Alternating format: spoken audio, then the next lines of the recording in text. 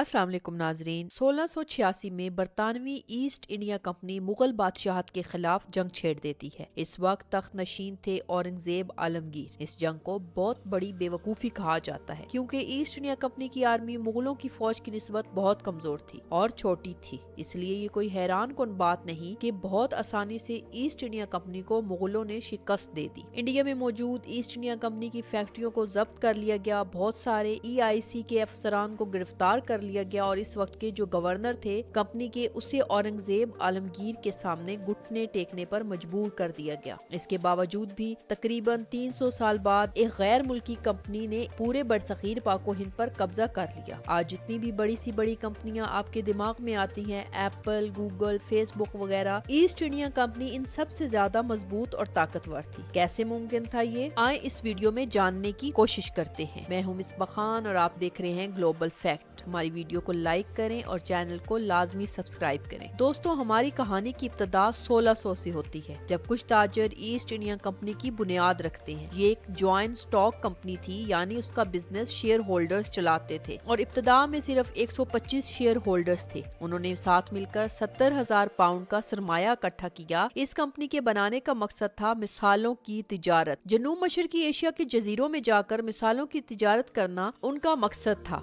अगले साल 1601 में ईस्ट इंडिया कंपनी अपने पहले बहरी सफर पर रवाना होती है और इंडोनेशिया में जाकर 2 फैक्ट्रियां कायम करती है। इस जमाने में इंडोनेशिया के इन जजीरों पर पहले ही स्पेनिश और पुर्तगाल के ताजर काम कर रहे थे। साथ ही साथ डच ताजरों ने भी वहां कारोबार शुरू कर दिया था। ये डच कंपनी इंग्लिश कंपनी के मुकाबले में ज्यादा मुनाफे बख्श थी। उनके पास ज्यादा पैसा और अच्छी फौज थी। वक्त के साथ साथ ये इलाके में ज्यादा गालिब आ जाती है और बरतानवी कंपनी को एहसास होता है कि इन्हें धंधा कहीं और शिफ्ट करना पड़ेगा क्योंकि डच लोगों ने उनके लिए कोई जगह नहीं छोड़ी थी। इसी मुखासमत से बचने के लिए उन्होंने दूसरे इलाकों की तरफ देखना शुरू कर दिया और उनकी नजर पड़ती है इंडिया पर। इंडिया में बहुत से मिसाला जात और टेक्सटाइल्स थी। तो साल 1608 में ईस्ट इंडिया कंपनी के ताजर आज के दिन के गुजरात यानी सूरत शहर में पहुंचे। इस वक्त इंडिया पर मुगलों का राज था। मुगलों की फौज 4 मिलियन फौजियों पर मुश्तमिल थी। बहुत ज्यादा ताकतवर फौज थी। कंपनी के अफसरान जानते थे कि यहाँ लड़ाई का कोई फायदा नहीं है, इसलिए उन्होंने दोस्ताना ताल्लुकात कायम करने का फैसला किया ताकि मुगल इनको वहाँ तिजारत करने दे। उन्होंने मकामी हुक्मरानों को मुतमईन करने की कोशिश की। तो इस जहाज के जो कप्तान थे कैप्टन विलियम हॉकिंस, वो जहाज से उतरते हैं और एक बड़ा लंबा सफर तय करके पहुँचते हैं आगरा तक, जिस वक्त मुगलों का दारुल हुकूमत था। वहाँ वो बादशाह सलीम जहांगीर से मिलते हैं और बात करने की कोशिश करते हैं और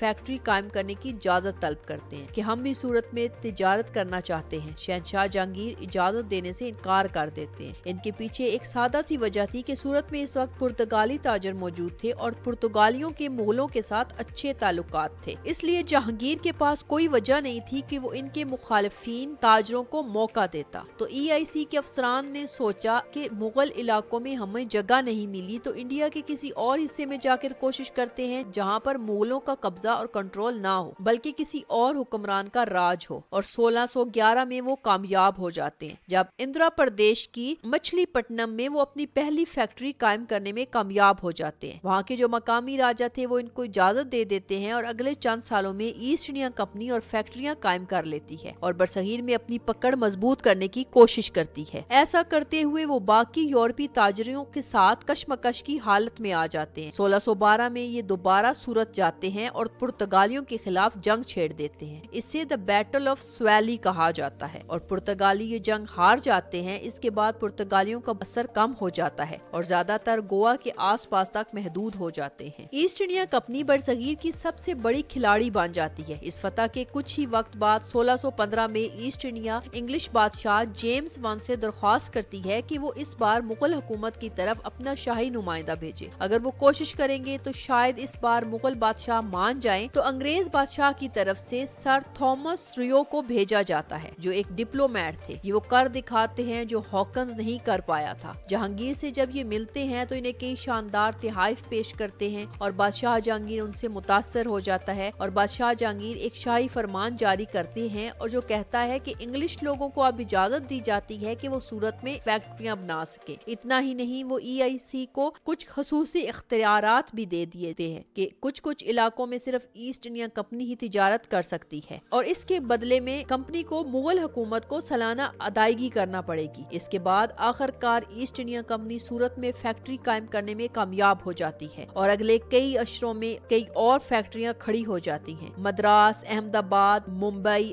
آگرہ، پٹنہ میں فیکٹریاں قائم ہو جاتی ہیں۔ کمپنی کا کاروبار بہت اچھا چلتا ہے اور کمپنی بہت زیادہ منافع کماتی ہے۔ یہ کاٹن، انڈیگو، ریشم، نمک اور بعد میں اوفیوم اور چائے کی تجارت سے بہت زیادہ منافع کماتی ہے۔ جن شہروں میں ان کی فیکٹریاں لگی تھی، ان شہروں میں معاشی خوشحالی کثرت سے دیکھنے میں نظر آئی اور لوگ ان شہروں کی طرف متوجہ ہوتے ہیں۔ ان جگہوں پر آہستہ آہستہ مونوپلی بن جاتی ہے، وہ اپنے مضبوط اڈے بنانے شروع کر دیتے ہیں۔ ابھی تک ایسٹ انڈیا کمپنی کی زیادہ تر فیکٹریاں برصغیر کی مغربی اور جنوب مشرقی ساحلوں کے ساتھ تھی۔ اب وہ چاہ رہے تھے کہ مغل حکومت کے سارے علاقوں میں ان کی فیکٹریاں قائم ہو جائیں، خاص طور پر بنگال میں۔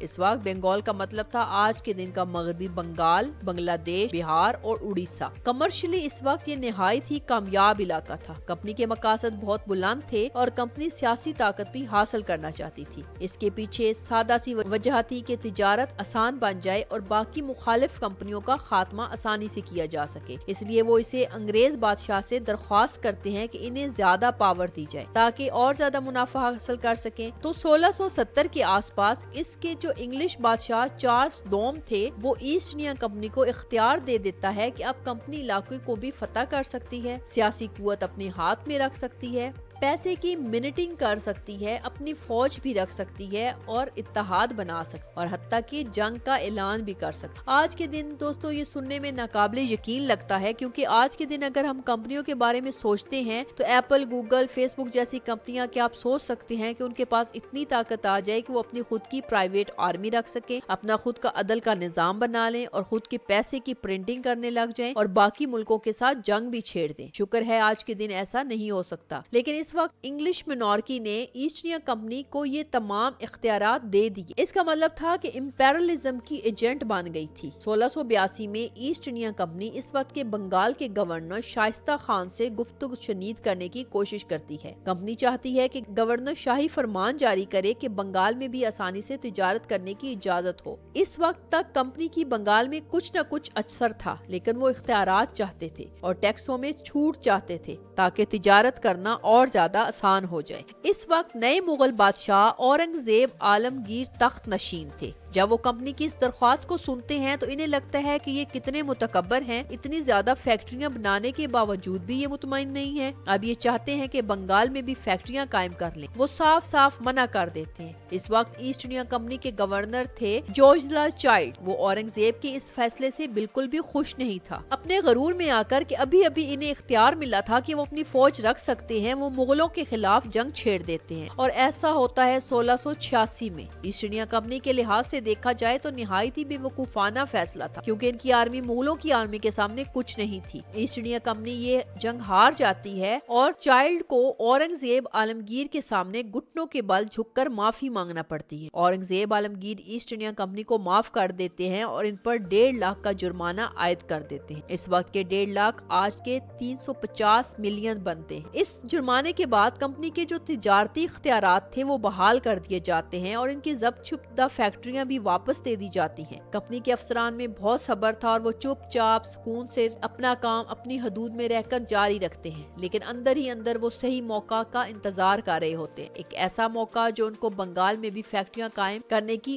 اجازت دے دے اور بنگال پر بھی اپنی پکڑ مضبوط کر سکے۔ موقع انہیں ملتا ہے 1707 میں، جب اورنگزیب عالمگیر کا انتقال ہو جاتا ہے اور اورنگزیب عالمگیر وفات کے بعد مغل حکومت کمزور پڑ جاتی ہے۔ تخت کو لے کر مغلوں میں لڑائیاں ہوتی ہیں اور ایک دوسرے سے لڑنے لگتے ہیں، اس طرح ان کی طاقت کم ہونے لگتی ہے۔ ایسے میں جو مقامی نواب تھے، راجے اور ذمہ دار تھے، وہ اپنے علاقوں پر کنٹرول جما لیتے ہیں اور مغل سلطنت سے الگ ہو جاتے ہیں۔ اس دوران مراٹھا، راجپوت، جاٹ، روہیلاز وہ علاقائی طاقتیں بن کر ابھرتے ہیں۔ مراٹھا امپائر کی شروعات تو کئی سال پہلے ہی ہو چکی تھی اور اورنگزیب عالمگیر کے دور میں بھی مراٹھا ایک خطرہ بن چکے تھے۔ 1680 سے 1758 کے درمیان کئی جنگیں مراٹھوں اور مغلوں کے درمیان لڑی گئی، لیکن عالمگیر کی وفات کے بعد مراٹھوں نے مغلوں کو آسانی سے شکست دی اور اپنے علاقے شمال میں بڑھا لیے۔ اس دوران مغلوں کو ایرانیوں کا ایک نیا خطرہ درپیش ہوتا ہے۔ 1739 میں ایرانی حکمران نادر شاہ برصغیر پر حملہ کرتا ہے اور بہت سا خزانہ لوٹ کر واپس چلا جاتا ہے۔ پھر کچھ سال بعد 1748 میں احمد شاہ درانی جو افغانستان کا حکمران تھا وہ مغل علاقوں پر حملہ آور ہوتا ہے۔ مغل فوج راجپوت اور سکھوں سے مل کر ان کو ہرا دیتی ہے، لیکن مغل بادشاہت میں مالی مسائل بھی دیکھنے کو ملتے ہیں۔ اتنی ساری جنگوں کے بعد جو علاقائی گورنر مرکزی حکومت کو ریونیو ادا کرے تھے وہ دینا بند کر دیتے ہیں اور برصغیر میں مرکزیت کا خاتمہ ہو جاتا ہے۔ اس سب کے دوران ایسٹ انڈیا کمپنی خود پر فوکس جمائے رکھتی ہے۔ وہ نئی ٹیکنالوجی میں انویسٹ کر رہی تھی، نئی فیکٹریاں کھڑی کر رہی تھی اور برطانیہ سے اور لوگوں کو بلایا جا رہا تھا تاکہ ایسٹ انڈیا کمپنی کی پرائیویٹ فوج کی طاقت میں اضافہ کر سکے۔ بہت سے مقامی لوگوں کو بھی کمپنی نے تربیت دینا شروع کر دی اور پیسے کے لیے مقامی لوگ بھی کمپنی کے لیے کام کرتے تھے اور فوج کا حصہ بن گئے تھے۔ یہ انڈین جو ایسٹ انڈیا کمپنی کی آرمی کا حصہ تھا انہیں سپاہی کہہ کر بلایا جاتا تھا۔ اس دوران جو نئے مغل راجا اور بادشاہ تخت نشین ہو رہے تھے اور جا رہے تھے، ایسٹ انڈیا کمپنی دباؤ بنا کر رکھ رہی تھی۔ انہوں نے اپنی کوشش جاری رکھی کہ انہیں بنگال میں تجارتی اختیارات حاصل ہو جائیں۔ نئے حکمرانوں کے ساتھ گفت و شنید کرتی، ان کے ساتھ ہیرا پھیری کرنے کی کوشش کرتی اور آخرکار 1717 میں اس وقت کے مغل بادشاہ فرخ شہریار نے ایک ایسٹ انڈیا کمپنی کو ٹیکس فری تجارتی اختیار بنگال میں دینے کا شاہی فرمان جاری کر دیا۔ اتنا ہی نہیں، اس نے نئے شاہی فرمان کے مطابق ایسٹ انڈیا کمپنی ایک دستک بھی جاری کر سکتی ہے، ایک طرح کا تجارتی پرمٹ تھا جس کی مدد سے سارے کسٹم اور ٹرانزٹ ڈیوٹیز ختم کی جا سکتی تھی۔ کمپنی کے لیے ایک بہت بڑی فتح تھی، نہ صرف انہیں بنگال میں فیکٹریاں قائم کرنے کی اجازت مل گئی تھی بلکہ انہوں نے اس دستک نظام کو اپنے ذاتی فائدے کے لیے استعمال کرنا شروع کیا۔ خصوصی تجارتی پرمٹ کی وجہ سے یہ کوئی ٹیکس نہیں ادا کر رہے تھے اور اس کا مطلب تھا جو بھی زر مبادلہ بنگال سے آ رہا تھا مغل حکومت کے لیے وہ ریونیو چلا گیا۔ مغلوں کے مالی مسائل بہت بڑھ گئی۔ چند مہینوں بعد 1717 میں ہی بنگال میں سابقہ مغل گورنر مرشد قلی خان انہوں نے کہا کہ میں تو مغل حکومت کو نہیں مانتا، اب بنگال میرے قبضے میں ہے اور میں پورے بنگال کا نواب بن جاتا ہوں۔ مرشد قلی خان نے دیکھا کہ بنگال میں ایسٹ انڈیا کمپنی کیا کھیل کھیل رہی ہے۔ انہوں نے ایسٹ انڈیا کمپنی سے کہا کہ ایسے تو نہیں چلے گا، تمہیں ٹیکس تو دینا ہی پڑے گا۔ ایسٹ انڈیا کمپنی کے افسران کا کہنا تھا کہ یہ ایک غیر منصفانہ مطالبہ ہے اور بنگالی نواب اپنے آپ کو کیا سمجھ رہا ہے۔ ایسٹ انڈیا کمپنی نے فیصلہ کیا کہ انہیں اپنے فائدے کے لیے مقامی سیاست میں حصہ لینا پڑے گا۔ دوستو، اب کہانی میں آگے بڑھنے سے پہلے یہ سمجھنا ضروری ہے کہ اس وقت کے دوران جس وقت مغل سلطنت آہستہ آہستہ کمزور ہو رہی تھی، انڈیا میں کئی ساری چیزیں ایک ساتھ ہو رہی تھی۔ برطانوی ایسٹ انڈیا کمپنی کے جو یورپی مخالفین تھے جیسے کہ ڈچ اور ڈینش، وہ بھی مغل سلطنت کے کمزور پڑنے سے فائدہ اٹھا رہے تھے اور برصغیر میں اپنا کاروبار جما رہے تھے۔ اسی دوران فرانسیسی یا نئے کھلاڑیوں کی طرح ابھر کر سامنے آئے اور وہ بھی انڈیا میں داخل ہو گئے۔ یہ ساری یورپی طاقتیں انڈیا میں اپنا اثر و رسوخ بڑھانا چاہ رہی تھی اور متحدہ انڈیا کے علاقوں پر کنٹرول کرنا چاہ رہی تھی۔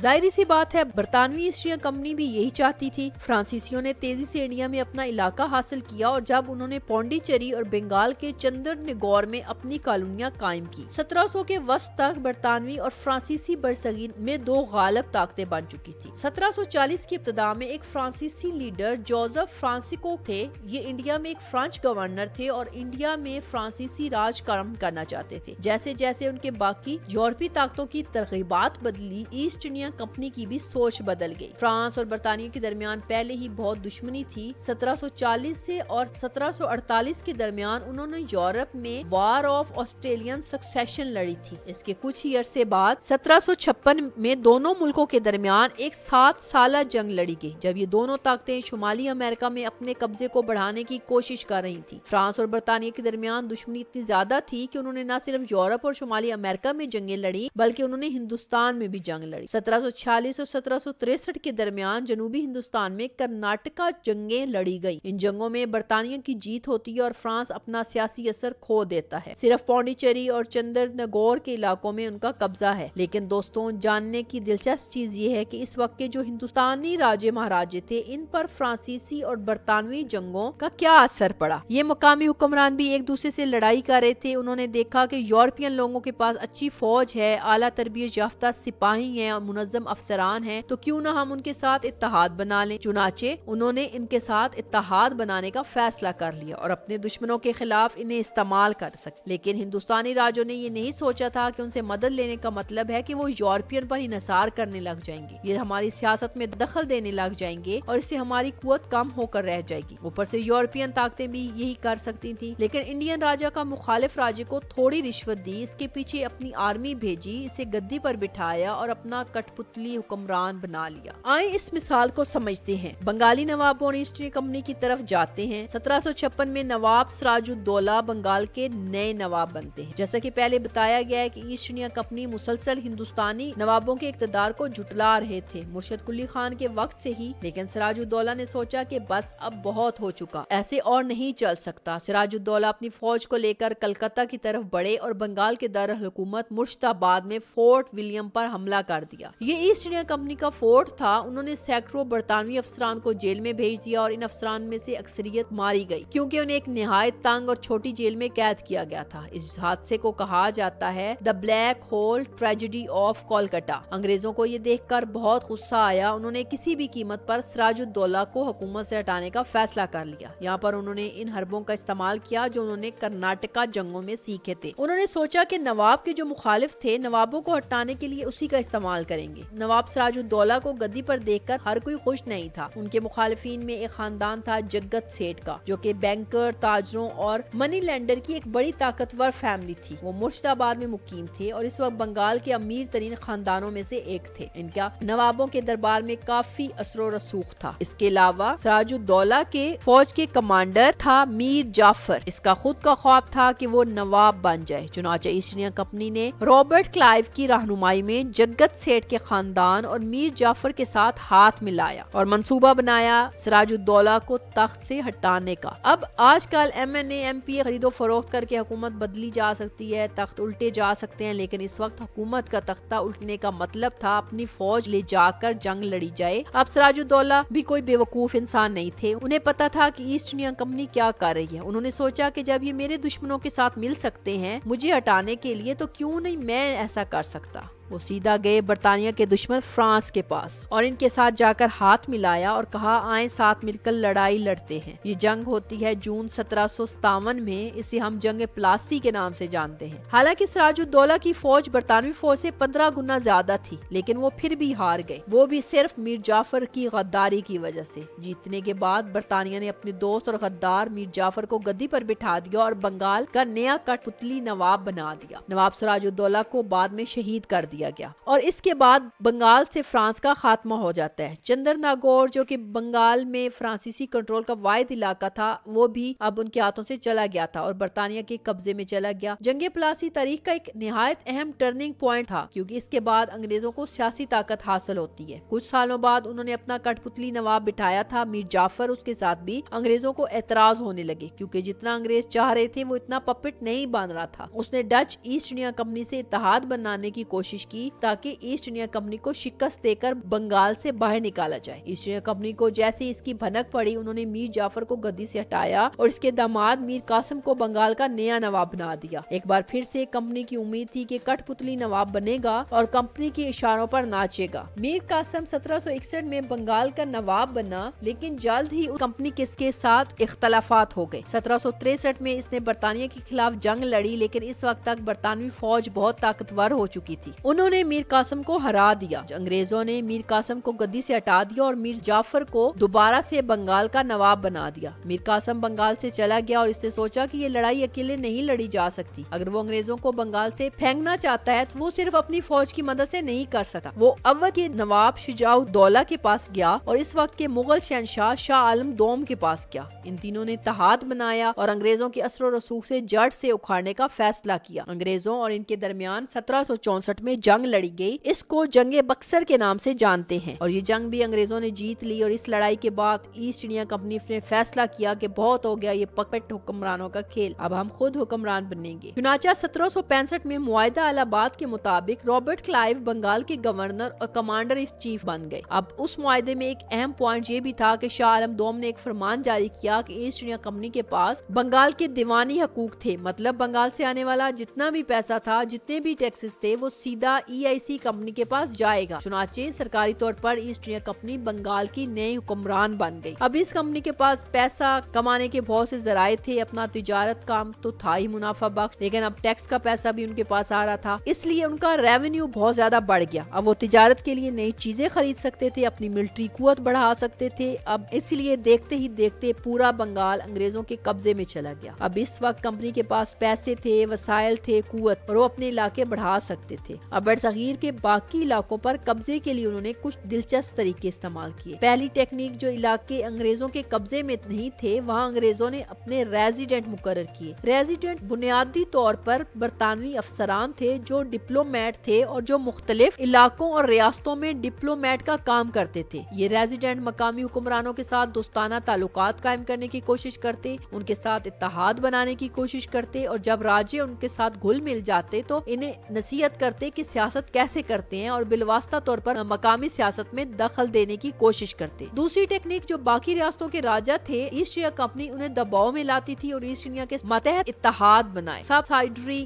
لائن ایک مناسب دلچسپ نظام تھا۔ اس اتحاد کے مطابق یہ مقامی راجے اپنی فوج نہیں رکھ سکتے تھے، لڑائی نہیں لڑ سکتے تھے، اس کی بجائے ایسٹ انڈیا کمپنی کی طرف سے اپنی فوج تیار کرے گی، جو اس فوج کو تیار کرنے کے لیے لوکل راجہ کمپنی کو پیسے بھی دے گا۔ اور کمپنی کے لحاظ سے دیکھا جائے تو یہ بہت چلاک موو تھی۔ اگر مقامی راجوں کے پاس فوج ہی نہیں ہوگی اور وہ جنگ کیسے لڑیں گے، اور ساتھ ساتھ انہیں زیادہ رقم بھی ملے گی۔ اگر مقامی راجہ کمپنی کو ادائیگی نہیں کر پائے گا کسی بھی وجہ سے، تو ان کے علاقے کا کچھ حصہ کمپنی کے قبضے میں چلا جائے گا، اور ایسا کئی بار ہوتا بھی ہے۔ اس طرح آہستہ آہستہ کر ایسٹ انڈیا کمپنی نے اپنا علاقہ بڑھایا۔ اس سبسائڈری الائنس کے مطابق کمپنی نے وعدہ کیا تھا کہ وہ مقامی سیاست میں ٹانگ نہیں لڑائیں گے، لیکن یہ وعدہ بس نام کا تھا۔ اس طریقے سے ایسٹ انڈیا کمپنی بالواسطہ طور پر بہت سا علاقہ حاصل کرنے کے قابل ہو گئی۔ جو ایسٹ انڈیا کمپنی کے ساتھ اس سبسائڈری الائنس میں گئے، انہیں ہم بعد میں جا کر پرنسلی اسٹیٹس آف انڈیا کے نام سے جانتے ہیں۔ 1798 میں حیدرآباد وہ پہلی ریاست تھی جو کمپنی کے ساتھ سبسائڈری الائنس میں گئی۔ تیسری ٹیکنیک بڑی سادہ تھی۔ اگر یہ دونوں ٹیکنیکس فیل ہو جاتی تو ایسٹ انڈیا کمپنی اپنی ظالم فوج کا استعمال کرتی اور فوج لے جا کر نئے علاقوں پر قبضہ جما لیتی۔ انہی سب طریقوں کی مدد سے 1818 تک ایسٹ انڈیا کمپنی برصغیر کی سب سے طاقتور قوت بن گئی۔ 1818 تک یہ 2/3 برصغیر ایسٹ انڈیا کمپنی میں آ گیا تھا، اور اس برصغیر میں رہنے والی 78% آبادی برطانوی حکمرانی میں آ جاتی ہے، اور بعد میں باقی بچی کچھ علاقوں پر قبضہ جمانے کے لیے جو ایک چوتھی ٹیکنیک بھی استعمال کی گئی، دی ڈیکٹرائن آف لیب، یہ 1847 میں متعارف کروایا گیا تھا، اور اس نظام کو نافذ کروانے میں سب سے بڑا ہاتھ لارڈ ڈل ہاؤزی کا تھا۔ یہ 1848 سے 1856 کے درمیان نافذ کیا گیا۔ اس